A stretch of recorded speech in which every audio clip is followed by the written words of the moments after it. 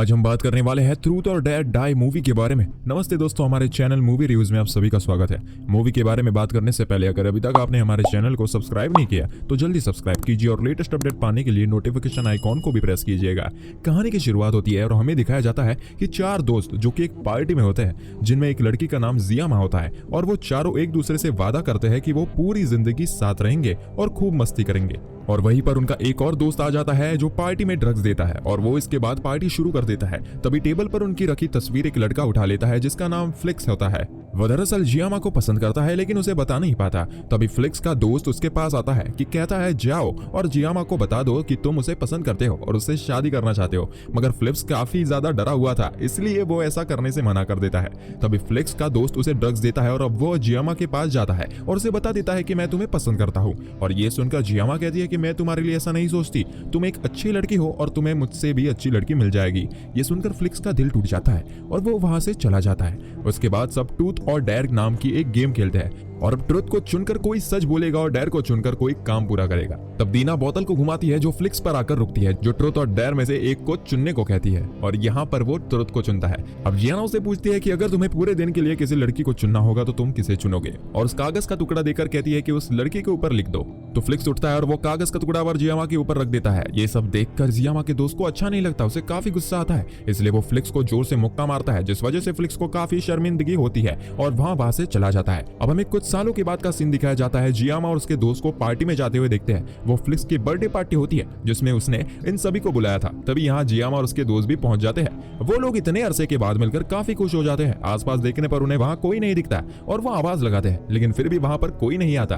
तभी एक बूढ़ा आदमी अपनी गाड़ी लेकर वहां आता है और कहता है कि फ्लिक्स तुम लोगों का इंतजार अपने पुराने घर में कर रहा है और उसका पुराना घर यहाँ से कुछ दूरी पर है, आप लोगों को मैं वहां अपनी गाड़ी से छोड़ आऊंगा। तो जियामा का दोस्त उसे मना कर देता है कि नहीं शुक्रिया, हम वहां पर पैदल ही चले जाएंगे। इसके बाद हम सभी लोगों को पैदल ही उसके पुराने घर तक पहुंच जाते हैं और वहां उनकी मुलाकात फ्लिक्स के बड़े भाई से होती है। सभी लोग घर के अंदर जाते हैं और ये देखकर काफी हैरान हो जाते हैं कि यहाँ पर पार्टी जैसा कोई माहौल ही नहीं है। तभी वहां फ्लिक्स का भाई आ जाता है और कहता है कि फ्लिक्स यहाँ पर नहीं है, वो तो शहर से बाहर गया है किसी काम से और वहां पर आना चाहता था लेकिन काम की वजह से ना आ पाया।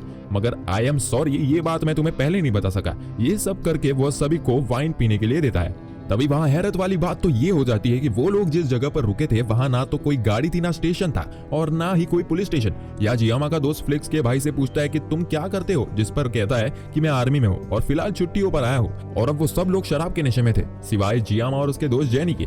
अब यहाँ पर फ्लिक्स का दोस्त कहता है चलो आओ हम सब गुब्बारों से खेलते हैं, जिस पर फ्लिक्स का भाई कहता है लेकिन मेरे पास इससे भी अच्छी चीज है खेलने के लिए, चलो हम ट्रूथ और डेयर गेम खेलते हैं। तो फ्लिक्स का भाई बोतल घुमाता है और जेनी पर आकर रुक जाती है और वो डेयर चुनती है, जिस पर जियामा के गले लगने का डेयर जाता है और वो अपना डेयर पूरा कर लेती है। बोतल फिर से घुमाई जाती है और इस बार बोतल जियामा पर आकर रुकती है और वो ट्रुथ चुनती है, जिस पर उसका दोस्त पूछता है कि क्या तुम मुझसे शादी करोगी, जिस पर जियामा मना कर देती है। ये बात उसे अच्छी नहीं लगती। फ्लिक्स का भाई बोतल फिर से घुमाता है और अब वो इस बार बोतल उसकी तरफ ही रुकती है और वो ट्रुथ चुनता है और कहता है कि मेरा भाई फ्लिक्स शहर के बाहर नहीं है, असल बात तो ये है कि उसने खुदकुशी कर ली है। अब उसकी इस बात पर किसी को यकीन नहीं आता और वो फ्लिक्स के भाई को कहता है कि तुम मजाक मत करो, जिस पर फ्लिक्स का भाई कहता है कि मैं कोई मजाक नहीं कर रहा, उसने इसी घर में लटक कर अपनी जान ले ली और हमारे यहाँ खुदकुशी करना शर्मिंदगी माना जाता है, इसलिए हमने किसी को नहीं बताया कि फ्लिक्स मर चुका है।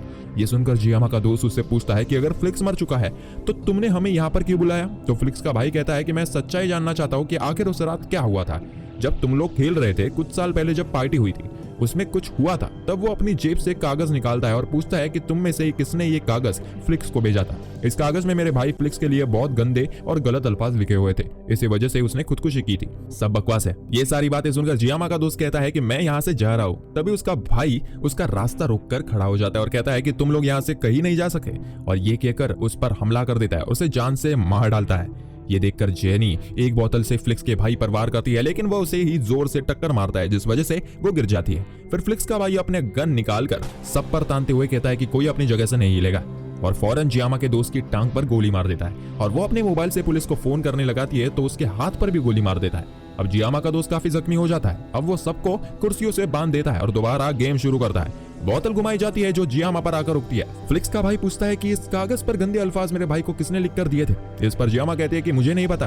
तो वो उसे जोर से थप्पड़ मारता है और फिर से पूछता है। इस पर जियामा अपने सबसे करीबी दोस्त का नाम लेती है जिसने जियामा को शादी के लिए पूछा था। ये सुनकर जियामा दोस्त साफ इनकार कर देती है कि नहीं, ये मैंने नहीं भेजा था। इसके बाद दोबारा बोतल घुमाई जाती है और अब ये बोतल जियामा के जख्मी दोस्त पर आकर रुकती है और वो डेर चुनता है। अब उसके डेर को पूरा करने के लिए फ्लिक्स का भाई एक टेबल पर आता है जिस पर 2 जार रखे हुए थे। इसमें से एक में पानी होता है और एक में तेजाब था, जो जियामा को नीचे लिटा देता है और उसके मुंह में पाइप लगा देता है। फिर वो जियामा के दोस्त को कहता है दोनों जारों में से एक को चुनो।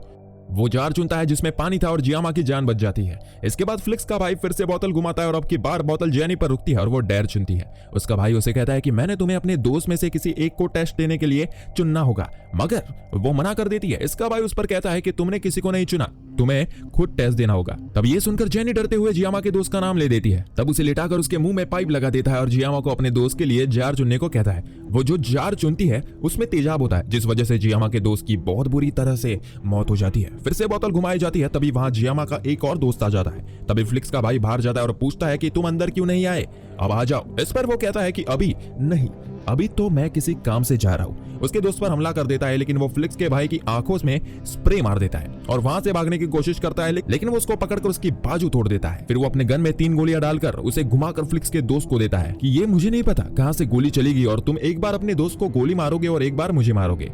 तब वो जेनी के दोस्त की तरफ ध्यान करके गोली मार देता है और गोली उसे लग जाती है और उसकी मौत हो जाती है। और इसी वजह से उसे काफी घबरा चुका था। मगर अब जियामा गन अपने हाथ में ले लेती है और वहां से भाग जाती है। उसी घर में आ जाती है जहां वो पहले रुके थे। वो घर के अंदर जाकर मदद मांगती है, मगर वहां पर कोई नहीं होता।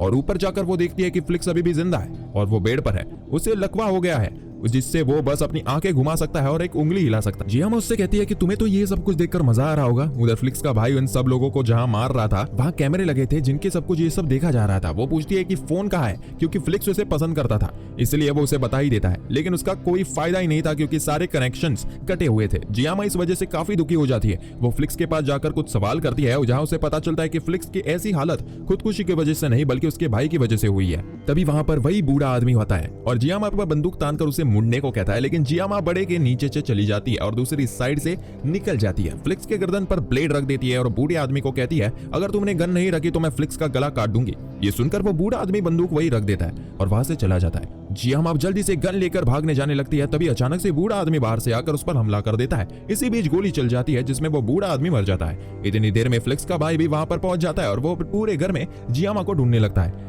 उधर जेनी भी अपने हाथ खोल चुकी थी और ड्रग्स मांगती है और फ्लिक्स का फ्रेंड जैसे ही उस ड्रग्स को है देता है उसे उंगलियां काट लेती है और उसके हाथ से अलग कर देती है। ये देखकर फ्लिक्स का दोस्त उसे मारता है, लेकिन हाथ खुल जाने की वजह से जेनी उसे धक्का देती है और उसका पैर बोतल पर आने की वजह से फिसल जाता है और वो गिर जाती है और उसी वजह से उसकी वहीं पर मौत हो जाती है। उसके बाद जेनी खुद को और जियामा के दोस्त को खोल देती है। उधर जियामा गन लेकर नीचे जाती है जहां पर उसे फ्लिक्स का भाई मिल जाता है और उस पर गोलियां चला देती है, लेकिन एक भी गोली उसे नहीं लगती और वो बच जाता है। अब फ्लिक्स का भाई जियामा को मारकर फ्लिक्स को लेकर अपने पुराने उसी घर में आ जाता है जहां पर जेनी और बाकी सब थे।